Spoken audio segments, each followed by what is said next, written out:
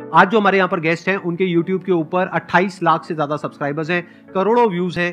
Please give an energetic and warm welcome to the one and only Mahendra डोगने।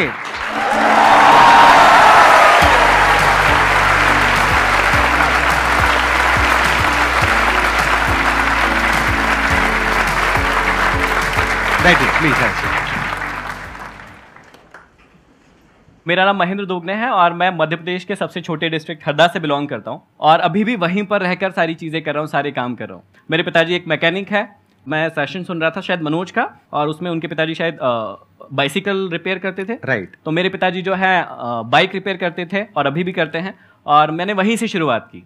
तो मैंने भी बचपन से लेकर लगभग आधी जवानी तक वहीं पर बाइक भी रिपेयर की है और वहीं से बहुत कुछ सीखा है मैंने। तो आपने अपनी ये YouTube की जर्नी कब शुरू करी, कितने साल हो गए? YouTube की जर्नी मैंने काफ़ी लेट शुरू करी, लगभग 2018, मतलब 1 जनवरी 2018 को हमने कसम खाई थी कि ठीक है अभी फोड़ते हैं, मतलब इस टाइप का थोड़ा सा। तो 4 साल हुए हैं आपको कसम खाए हुए? जी। और सब्सक्राइबर जो है 28 लाख सिर्फ YouTube के एक चैनल पर है। हमारे 2 चैनल है, एक चैनल और है MD मोटिवेशन जो हमने शुरुआत में किया था, तो उस पर है 1.8 मिलियन, इस पर है 2.8 मिलियन। YouTube वाला जो आपने शुरू किया 4 साल पहले, उसके पीछे मोटिवेशन क्या थी, वो कहाँ से आइडिया आया आपको? इंडिया में बहुत ज्यादा मोटिवेशनल स्पीकर उस समय जैसे सर कर रहे थे वैसे नहीं थे। मतलब सर ने भी शुरुआत शायद 2011-12 में की थी आपने? 12 में करी तो थी। उससे पहले मैं एंथोनी रॉबिन्स को बहुत सुना करता था। तो एक दिन मैं सुबह सुबह देख रहा था कि एक वीडियो आया मेरे सामने, 2012 की शायद वो बात है, और वो वीडियो संदीप भैया का था, जो कि मैंने देखा और मैंने कहा अरे इंडिया में भी ऐसा कोई कर रहा है या कुछ तो हो रहा है ऐसा। जब भैया ने ये वीडियो डाली उसके बाद समझ में आया कि अच्छा, और ऐसा होता है कई बार कि जब आप छोटे होते हैं तो कोई ना कोई एक व्यक्ति ढूंढ रहे होते हैं, आइडल ढूंढ रहे होते हैं, ऐसा भी कह सकते हैं हम कि कोई व्यक्ति एग्जैक्टली कुछ कर रहा है क्या वैसा। तो मुझे दिखा कि अच्छा ये कर रहे हैं, तो मैंने सोचा क्यों ना मैं भी करूं, और मैंने डिसाइड किया कि finally I am ready to be a life coach और मोटिवेशनल स्पीकर। कितने टाइम बाद आपको सक्सेस मिली सिर्फ YouTube पे? 3 से 4 महीना लगा था मुझे, क्योंकि मुझे बहुत ज्यादा कॉन्फिडेंस था कि ऐसे लोग यदि मार्केट में चल रहे हैं तो मैं तो बहुत अच्छा फोड़ सकता हूँ। ऐसे आपने उधर इशारा क्यों किया, मेरी तरफ क्यों किया? आपके जैसा नहीं। ऐसे लोग अगर चल रहे हैं ऐसे तो पता नहीं क्या कर सकता हूँ। नहीं, ऐसे लोग नहीं सर। मैंने तुरंत मोटिवेशनल स्पीकर बनने के बारे में नहीं सोचा।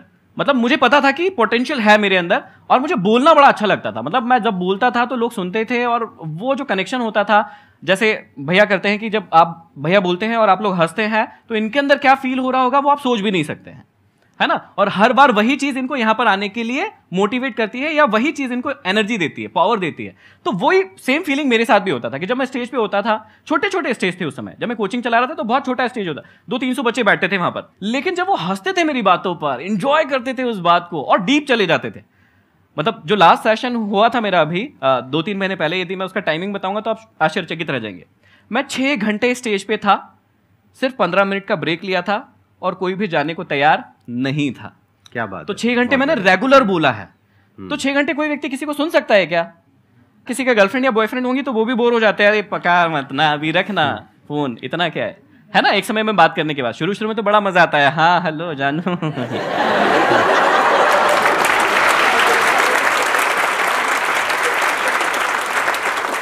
अच्छा इनका छोड़ो, आप अपना बताओ, आपका क्या चल रहा है?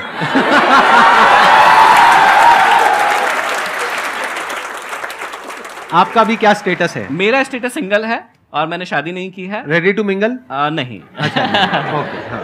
क्योंकि मैंने जो है अपने ये जो मैंने अभी लक्ष्य रखा है अपने लिए और सोसाइटी के लिए, उससे ही अभी तो मैंने शादी कर ली है। और लक्ष्य क्या है?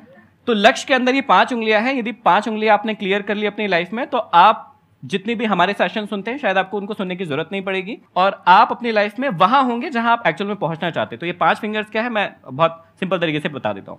सबसे पहले इस पहली फिंगर को कंप्लीट करना है, और ये पहली फिंगर है वो आपकी हेल्थ की है। आप सारी चीजें भूल जाओ, सबसे पहले अपने हेल्थ का स्टेटस पता लगाओ कि आपकी हेल्थ कैसी है। हेल्थ ठीक नहीं है तो कुछ भी नहीं है। दूसरा हो गया कि दिमाग का स्टेटस देखिए, आप फास्ट लर्नर है या नहीं है ना, जल्दी सीख पाते हैं या नहीं सीख पाते। नहीं सीख पाते ये बुरी चीज नहीं है। मैं भी 7th में सप्लीमेंट्री लिया बैठा हूं, मुझे भी 9th में फेलियर मिला है, लेकिन इसका मतलब ये नहीं है कि मैंने बाद में उसको सीखा नहीं कि कैसे सीखा जाता है। जो लोग कहते हैं ना कि हम बुद्धू हैं, हमें समझ नहीं आता, बहुत गलत सोचते तुम लोग। ये वाला उंगली जो है ना उसको क्लियर करो कि फास्ट लर्नर कैसे बनते हैं, ये सीखो। पहला हो गया फिजिकली फिट, दूसरा हो गया मेंटली फिट। तीसरा, जब ये दोनों उंगलियां कंप्लीट हो जाए तो भी काम नहीं चलेगा जब तक आप इमोशनली अपने आप को फिट नहीं करेंगे। आपके इमोशंस पर आपका कंट्रोल होना चाहिए। कब गुस्सा आना चाहिए, कब नहीं आना चाहिए, हमारे हाथ में नहीं है, लेकिन जब आ जाए तो उसे कैसे बैलेंस करना है ये हमारे हाथों में होता है, और ये हम बहुत अच्छे से सीख सकते हैं।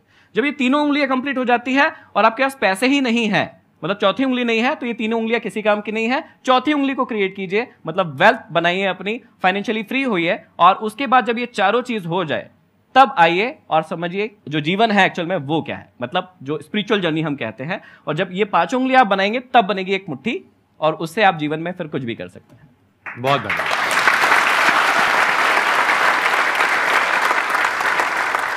मेरा क्वेश्चन है कि आप मतलब हर टाइम पॉजिटिव कैसे रहते हैं? जैसे मैं मोटिवेशनल स्पीकर हूं तो कई लोग मुझसे पूछते हैं, पता नहीं क्यों पूछते हैं, कि भैया आप हमेशा ही एनर्जेटिक रहते हो, हमेशा ही आपके अंदर आग रहती है, फायर रहती है, ताकत रहती है, तो क्या ऐसा हो सकता है, पॉसिबल है क्या? ये नहीं है, अप्स एंड डाउन्स होते रहते हैं। तो मेन चीज ये है कि आपने जो पूछा है कि हमेशा पॉजिटिव कैसे रहना है, क्यों रहना है, वो पता कर लो पहले। कैसे रहना है उसके बहुत सारे तरीके हैं। जैसे मैं पर्सनली अपने लिए यूज करता हूं कि जब मैं किताबें पढ़ता हूं तो मैं अपने आप को बहुत ज्यादा पॉजिटिव महसूस करता हूं, उसके बाद बहुत सारे दिनों तक मैं पॉजिटिव रहता हूं। म्यूजिक एक बहुत इंपॉर्टेंट रोल प्ले करता है पॉजिटिव रहने के लिए। तो कई बार आप जब म्यूजिक सुनते हैं, आप में से कई सारे लोग म्यूजिक सुनते होंगे और अपने आप को रिलेट कर पाते होंगे उससे, तो वो भी एक बहुत अच्छा सोर्स है कि आप अपने आप को पॉजिटिव रख पाए। लेकिन मेन चीज ये है कि पहले पता तो कर लो कि आपको पॉजिटिव रहना क्यों है, किस लक्ष्य के लिए रहना है। या यहां पर ना एक चीज यदि हम करवा सके कि बहुत सारे लोगों का एक कॉमन क्वेश्चन रहता है, जो मेरे साथ तो बहुत पूछा जाता है, मुझसे पूछा जाता है कि ना हमें पता नहीं चल रहा है कि हमें करना क्या है, हाँ या ना? तो इसका जवाब दे सकते हैं क्या हम लोग? दे दे फटाफट। तो कुछ एक छोटी सी एक्टिविटी करवा सकते हैं क्या? हाँ, ठीक है ठीक है, दो लोग कोई भी आ जाओ स्टेज पर। आपका शुभ नाम क्या है? देव। देव है आपका? मोहित। यहां पर खड़े। तो अब आपका नाम ना देव नहीं है, थोड़ी देर के लिए आपका नाम देवयानी है। क्या है? तो मोहित आपको क्या करना है, ये देवयानी है, ये आपका लक्ष्य है। क्या है? लक्ष्य। हाँ, इसको आपको पाना है। चलो पालो फटाक से, चलो जल्दी चलो, चलो पालो पालो। अरे नहीं, भागना नहीं है, आप यही कर रहे हो, भाग रहे हो, यही कर रहे हो। जाइए थोड़ा और पास जाइए, आंखों में आंखें मिलाइए, हाँ गले मिलिए थोड़ा सा, हाँ बस जा रहे। अभी देखिए बहुत सिंपल था कि इनका लक्ष्य जो है वो एकदम इनके सामने था, और क्या हुआ, इन्होंने उसको पा लिया। अब इनकी आईज क्लोज कर देते, ये चश्मा उतार लीजिए। तो अभी जो है वही लक्ष्य है। लक्ष्य क्या है? देवयानी, इनका लक्ष्य है, लेकिन अब इनको पाना है देवयानी को। ठीक है, आप मम्मी की कसम है, आपको ना आंखें नहीं खोलना है, ठीक है? चलो ठीक है, रेडी? पाए? चलो आराम आराम से चलो, धीरे धीरे भाई।